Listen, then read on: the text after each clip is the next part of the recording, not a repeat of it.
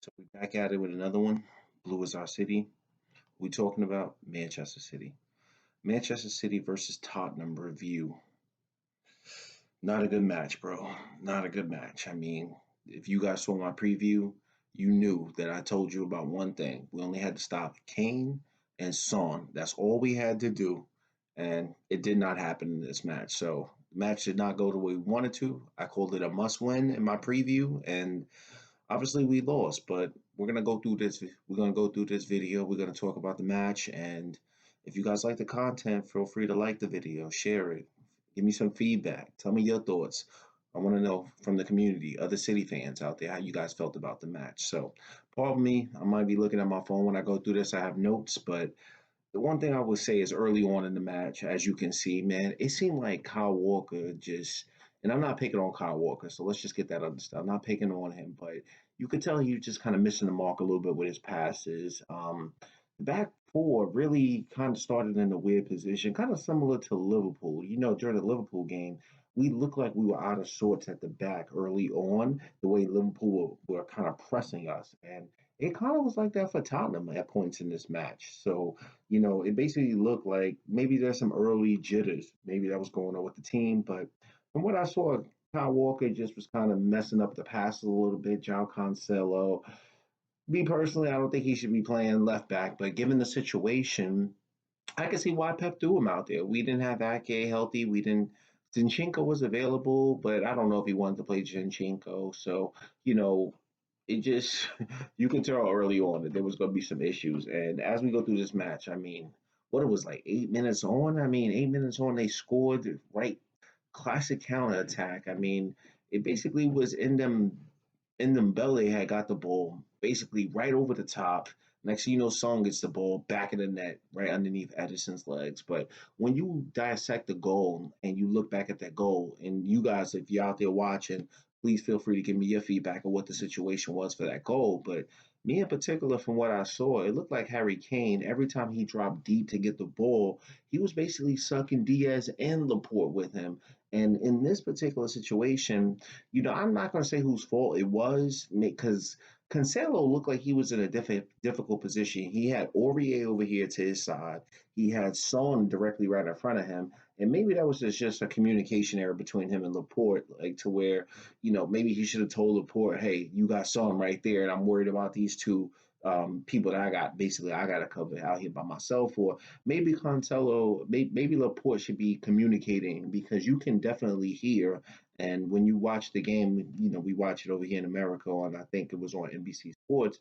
You can definitely hear Pep saying how many times, as he goes back to his coaching staff, how many times. Now, I don't know what he means with the how many times, whether he was talking about Laporte or whether he was talking about them both, or was it a Cancelo thing. But you could definitely see the communication error just was there. And like I said, back in the net, 8 minutes gone.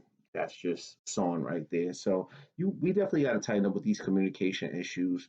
Because the way Ndembele got the ball, and next thing you know, it was just over the top to Son. That's not a good look for us. But early on, I think that they were shredding us early on. I'm be honest with you, they kind of just one ball over the top, and they basically was in our half. And around the 21st minute of the game, Kevin had a ball where he was driving, basically, um, and one thing I noticed that was very interesting around the 21st minute, and I don't know if you guys saw it, please let me know.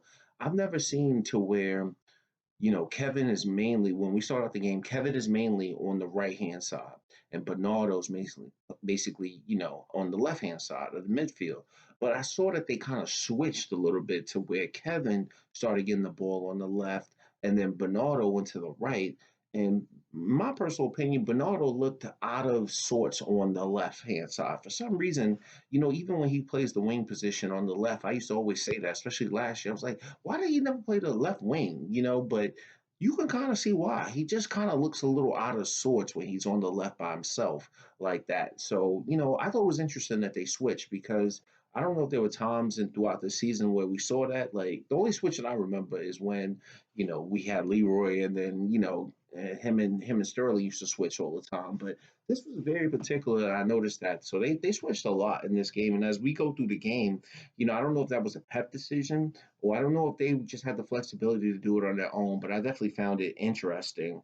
Um, 25th minute, Kevin's driving with the ball. He's cutting through the midfield. He's driving. He gives the ball to Bernardo, but Bernardo's not direct enough. And maybe that is an issue with Bernardo. Bernardo has to get that confidence to where he can just be direct. Get the ball and bring it down, cut inside one touch, and then shoot. Once you take that second time, Bernardo's his seconds are off for whatever reason right now, and that's not really fair to Bernardo, I don't think, because he's having to learn to play this different position that Guardiola's having him play, and especially in that midfield role.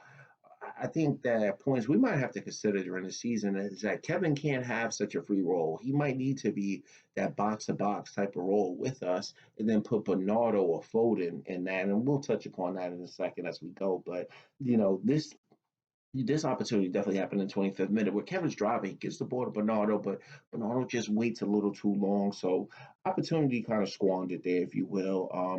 We had an offside goal, where I think Roger dumped the ball in around the 28th minute.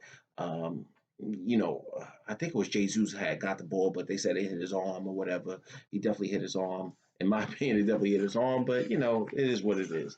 So we definitely saw that around that point of the game, around the 28th minute mark.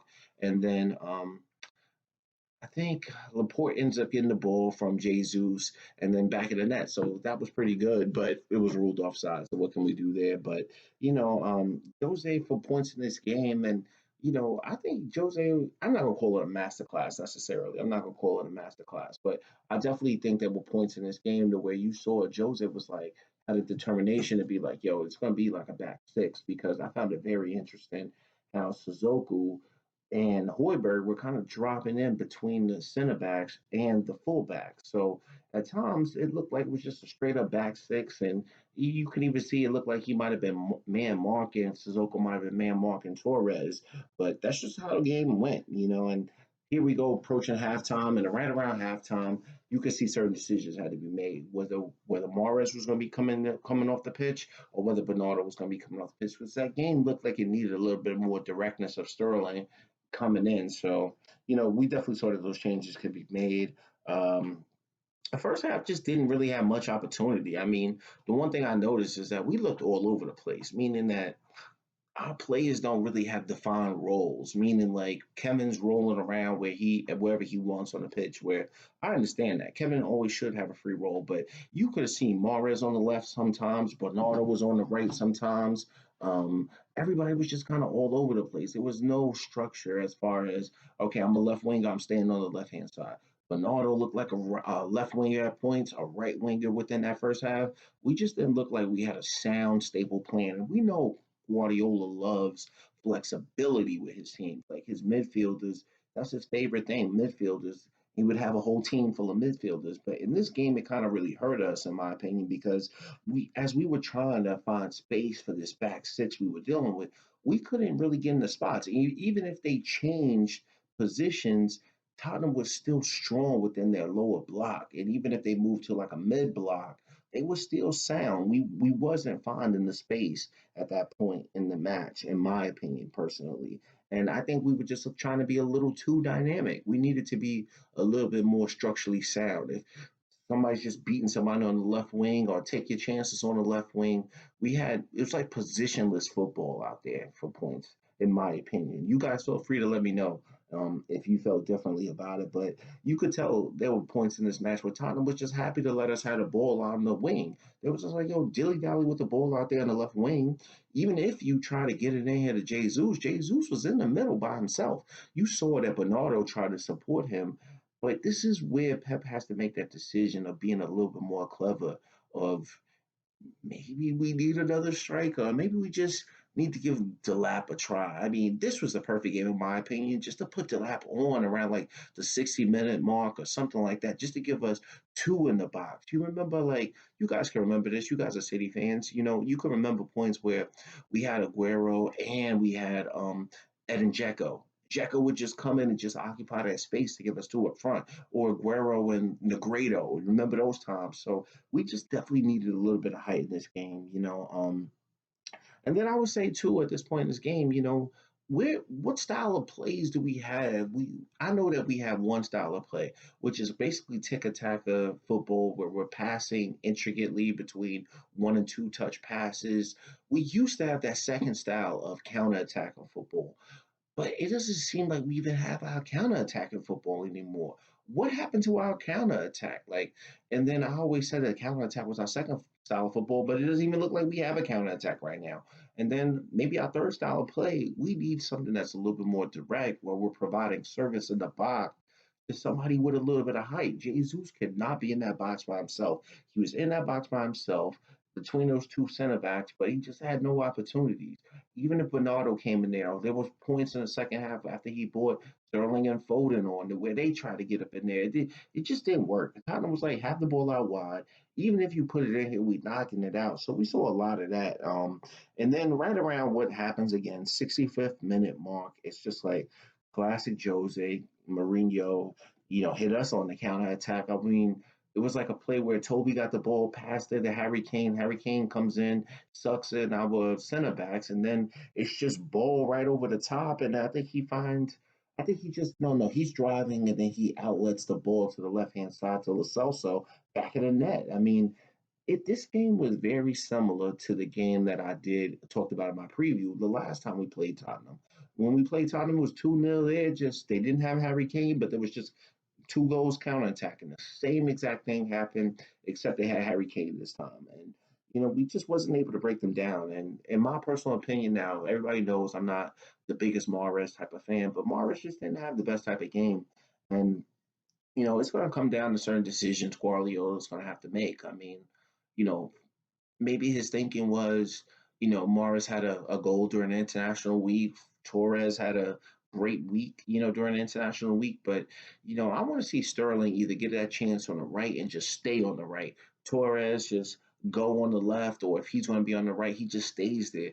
We can't just keep changing and chopping and changing all the time. I think the players are lacking that bit of synergy playing with each other right now because they just all over the place, man. I mean, Sterling has primarily been on the left, to be fair, but you can see that everybody else is just in and out, and there's no cohesion that I'm seeing out there. So that's really what we saw. So Mahrez comes off, we got Sterling on, we bring on Foden, and I would say credit to Guardiola. There's one thing about this match that I think he was really brave at, and I'm a in the video really on a positive note to basically say Guardiola, we learned some lessons during this match. And one thing I think we really learned is, especially Pep learned, is that we're gonna have to go out there. We're gonna have to get a left back. This whole thing with Cancelo playing there, I don't think that that's a long term viable option. He's not playing Zinchenko right now because maybe Zinchenko's just not at full health right now, and we could have used a bit of Mendy, but we know how the City fans out there feel about Mendy. But I think Pep really learned that we definitely need a left back. Um, the other thing we learned too is that we need to be better on our counterattack. We just not having our counterattack at the moment. So, and I think it was a good lesson for foreign Torres. Torres is a young kid. He's learning the Premier League, but you can see these tough matches. For some reason, in the league, he just hasn't put it together. In the Champions League, maybe because he was put in that striker position, he could be somebody else to be up there supporting Jesus or something like that, to where he he was doing good in the Champions League, but that was playing through the middle. He on in the league when he plays on the left or the right, you can see that kind of just taking him out the game. I don't know if it's the physicality element of it, but you can see he's just not there. But these are vital learning lessons for him, and he'll only improve with that. So, and like I said, that was before earlier, and I forgot to mention it, but I would say shout out to Pep, bro, because I thought this was a match where we're going to see the double pivot of Rodri and Gundogan, and most City fans, and I'll be honest with you, I'm one of those two as well, where I don't often want to see them, but you could see that Gundogan and Rodri may be needed at certain points, right? Because we need we need a little bit more strength in certain positions because if you ask me personally, I believe we're a midfielder short and we're really a box to box midfielder short. We need somebody with a little bit of height, a little bit of workman attitude because Gundogan does some of the same things Rodri does, and then Bernardo just doesn't seem to fit that position, on that particular side. Like I mentioned before, we might have to put Kevin in that position where he's next to Rodri and then let Bernardo or Foden go a little far forward and then kind of Kevin can just kind of do what he wants, but it's just not working, with our midfield sometimes. If we can't put Rodri in that position by himself. We saw that today. When you put Rodri as the holding midfielder by himself, he's going to get caught out because of the way Tottenham or any other team would just line up on us. And that's what makes this match hurt a little bit, in my opinion, is that we knew we had to stop their counterattack. We knew we needed this game, and it just didn't happen. But, hopefully we'll be better. Pepper learned his lessons. The team will figure out their form, and we could just keep going. But as of right now, it's 0-2 versus Tottenham since the last time we played them. And, it just didn't look good because both times they killed us on a counterattack. We got Burnley next, and hopefully the team will be ready for that. We'll be here supporting them. So, peace.